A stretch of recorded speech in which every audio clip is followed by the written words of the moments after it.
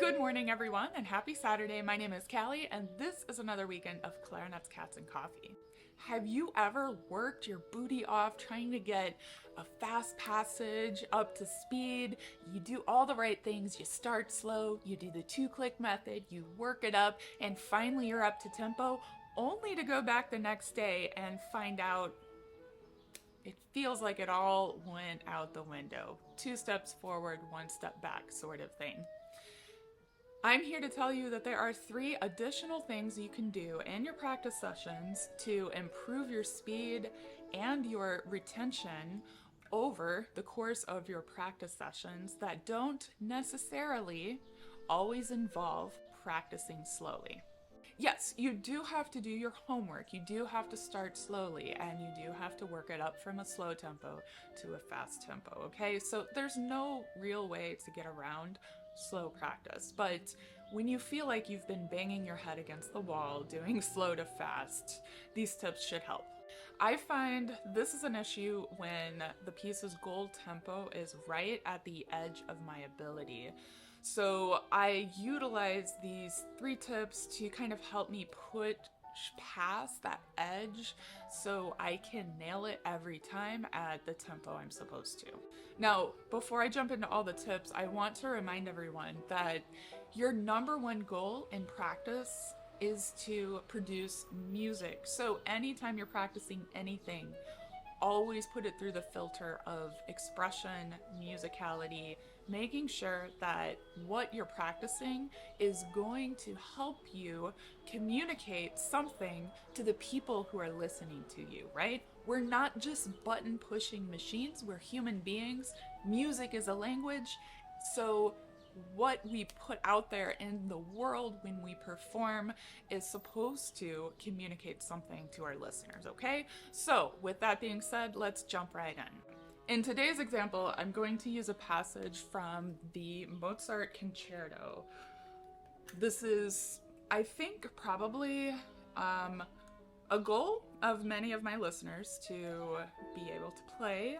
And for some of you, it may actually be right at the edge of your ability, right at the point of what might be too hard for you. So this will hopefully be very applicable to many of you out there.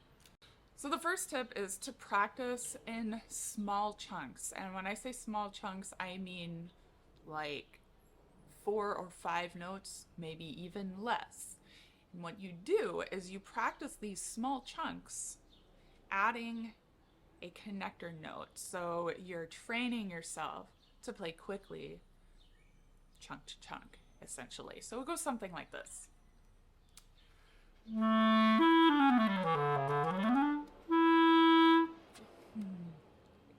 We're going to take the passage, measure 125, 130, that 16th note run right there, okay? I'm going to also use my metronome because my metronome is going to hold me accountable and it's going to help me know if I'm doing this correctly from beat to beat. So my chosen tempo for this piece is 120 for the quarter note. And we're going to go 1 beat at a time, and I'm going to do 4 or 5 repetitions on each beat and put connectors in between. Okay, so just listen.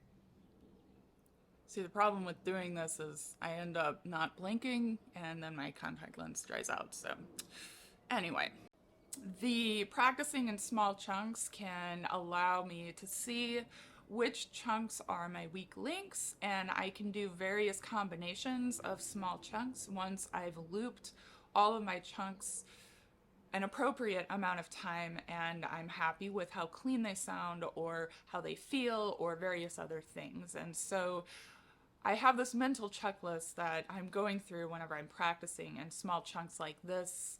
It helps me kind of stay on track and stay focused with what I'm practicing.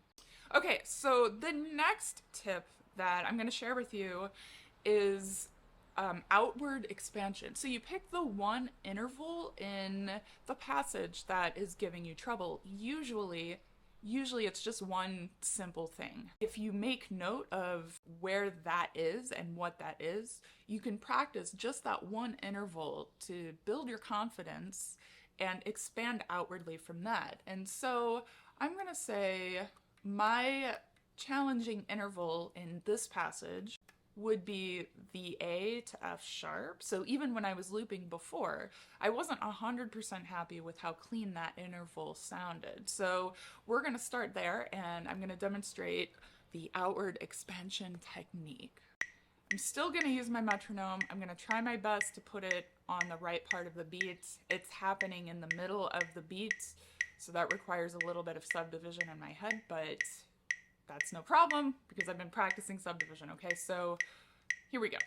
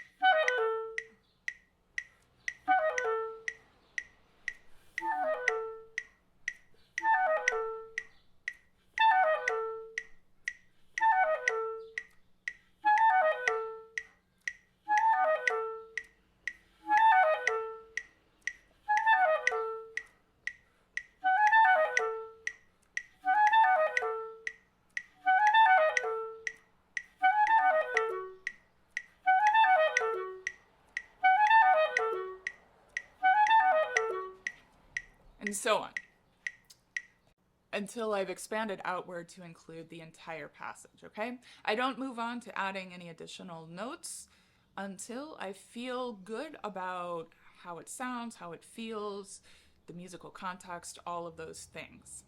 And then the last thing is to utilize practice rhythms.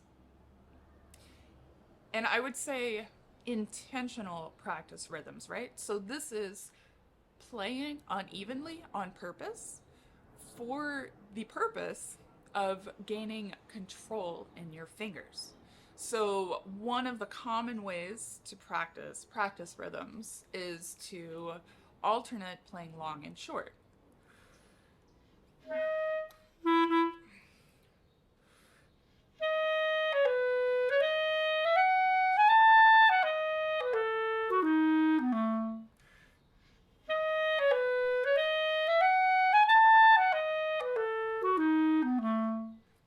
And then you flip it.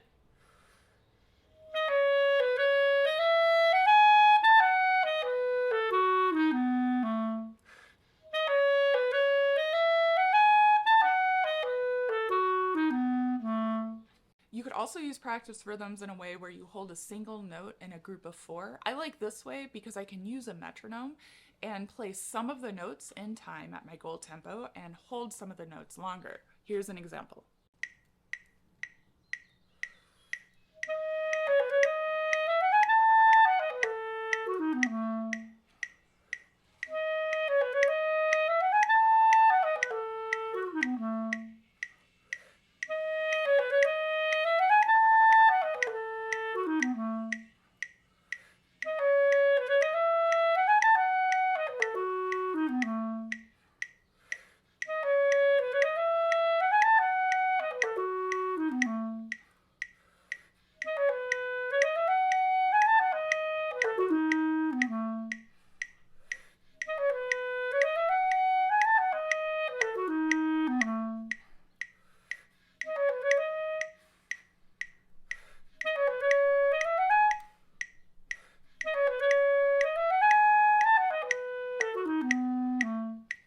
that one's a good one.